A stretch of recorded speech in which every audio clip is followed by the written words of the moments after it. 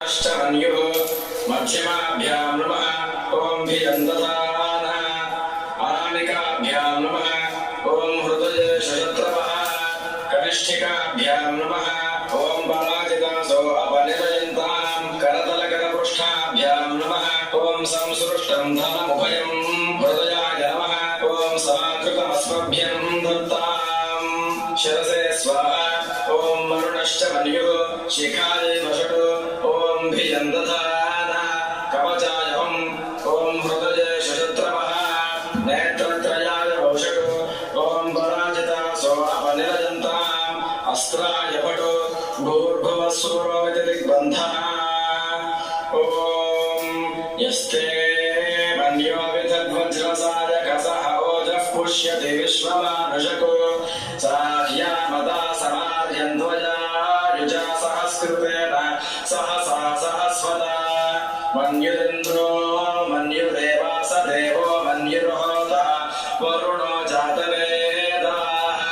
मन्युं विषहीलते मानुषीर्याः पाहिनो मन्यो तपसा सजोषाः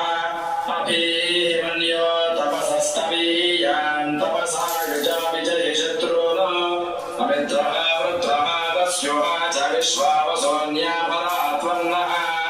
त्वं हिमन्यो अभिभूत्योजा स्वयं भूर्भावो अभिमातिषाः विश्वदर्शनः सहुभिः सह वानस्वान् स्वोजः पृतनासु देहि अभागः सन्नमपरेतो अस्मितमक्रत्वा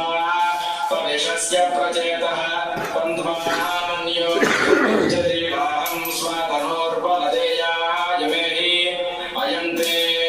अस्म्युपमे गर्वान् प्रतीचेतः सहुरे विश्वदायः मन्यो वज्रिन्नभिमामावृत्स्वाना वदस्यो नर्तवो ध्यापेः अभिप्रेहि दक्षिणतो भवामेधा वृत्राणि जङ्घना बभूरि जोहोमिते धरुणं मध्यो अग्रमुभामुपांशु प्रथमापि बाला त्वया मन्यो सरथमारुजन्तो हर्षमाणासो दृशिता मरुत्वः दिग्मेशवायुधा संसिषाना अभिप्रयन्तो नरो अग्निरूपाः अग्निरिव मन्यो द्विषतः सहस्वसेनानीर्नः सहुरे हूत एधि हत्वा यशत्रून् विभजस्व वेद ओजोऽभिमानो निवृतो रुदस्व